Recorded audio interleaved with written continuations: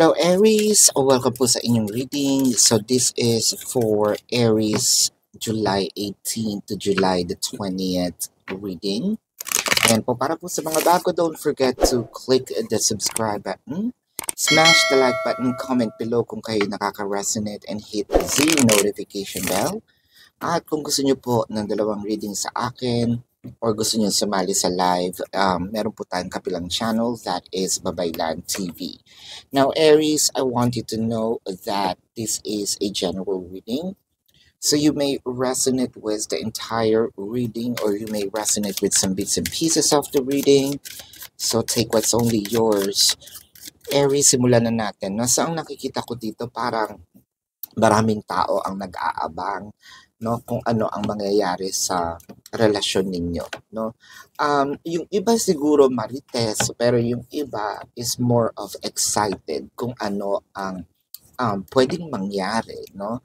I think that there are people who's kind of very supportive ng relasyon ninyo, ng iyong person.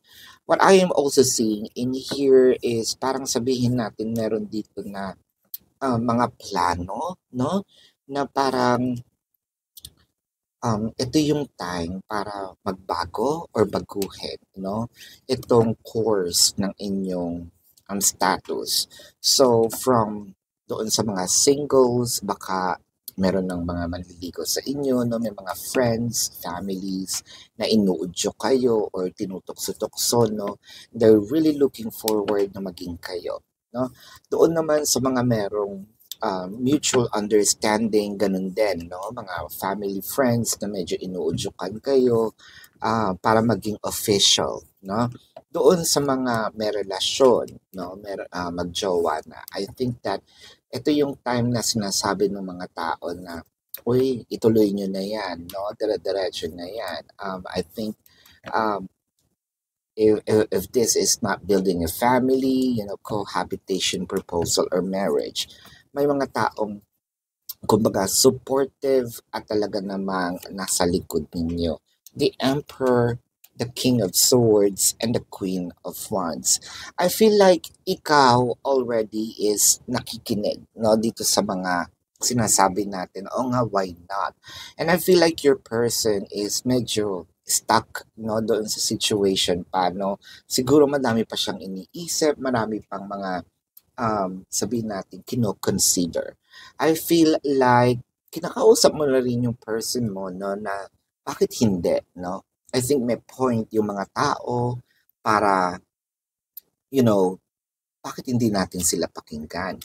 With the High Priestess and the Wheel of Fortune, nakikita ko rin dito na parang, I think, bukod sa support, no, yung moral support, I believe na itong mga taong nakapaligid sa inyo is, kumbaga sabihin natin, kinukonsinte. Kinukonsinte in a good way. I think that you are welcome to their family. They are also welcome to your family. There may be times na doon na kayo natutulog, no? I feel like meron ditong nagrepresenta, no? Sige, ako na bahala sa ganito, ako na bahala sa ganyan. One of the example is, sige, ako na bahala sa gown, or ako na bahala sa, sabihin natin, reception, what have you, or ako na lang, no, itong mag-MC. Ayan, so nakikita ko dito is more of, hindi sa ayaw ng person mo, okay, with the Emperor in here, kasi sobrang tayog ng kanyang dreams. Hindi yun nangangahulugan na porket hindi mo na sa ngayon, ayaw niya. I believe na marami siyang kinukonsider. With the King of Swords in here, I think napalaki to ng maayos, no? Either napalaki ng maayos o ganun siya talaga dahil meron itong gusto ko one at a time. So ako, nakafocus muna ako sa career, sa abundance, no? Sa position ko. And gusto ko is more of money-wise, na pag pumasok ako sa isang sobrang seryosong relasyon is kaya kong panindigan. Well, nandun na tayo, prideful, yes, but prideful in a good way. Sometimes hindi yung pride naman kasi minsan nakakatulong, no? More hindi, pero dito, it works on, I think it's going to work doon sa kanyang um, gustong marating sa buhay, no? With the Strength card, the Knight of Cups, and the Knight of Wands. So dito natin makikita yung um, pag-slow down, no, ng person mo. Siguro minsan na hurt ka kasi bakit ayaw mo ba? Bakit ayaw mo bang ng seryosong relasyon? It's not about that. Gusto niya, no? Kaso, one at a time. Siguro itong tao to hindi rin kaya mag-multitask, no? Isa-isa lang. So, nandito yung hindi kayo parehas ng speed, no? Or ng pace when it comes to, putting the connection into another level.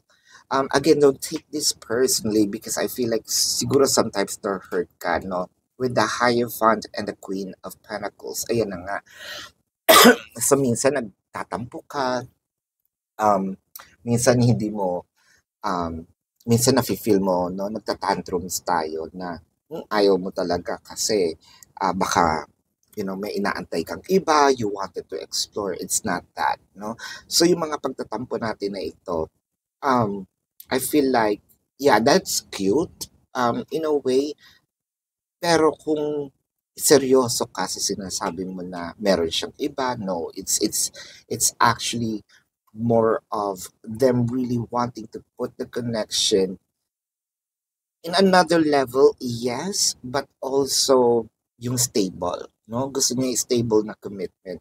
I feel like meron tong yung tawagin nating masculine parang syndrome ba yun? Yung parang ako yung lalaki, ako yung kailangan, no? Uh, mag-provide, no? Very traditional.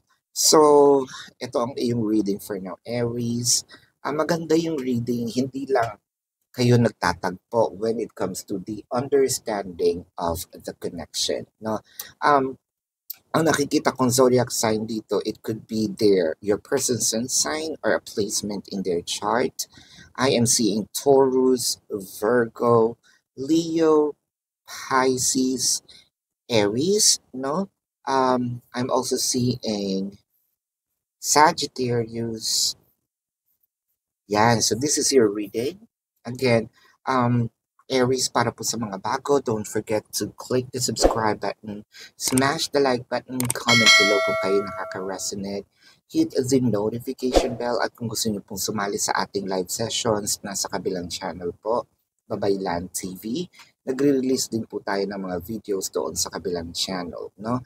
So, Aries, kung gusto niyo pong magtanong, at hindi nyo maabutan yung live sessions sa comment section as long as the question is answerable by yes or no.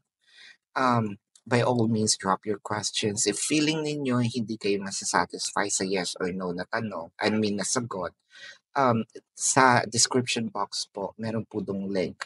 All you have to do is to either copy the link or click the link. You will be routed to my page. Type in your questions or website, no? Type in your questions and then may drop down po doon kung ilang questions, no? Meron po doon yung payment link or QR code. We have a promotion of 4 questions plus 1. So, ayan, kung gusto niyo din po mag-avail ng ating private reading, nandun din po yun sa description box. So, this is your reading, Aries, love and light. Namaste. See you po sa susunod na reading. Goodbye. You want the best of my heart, you just got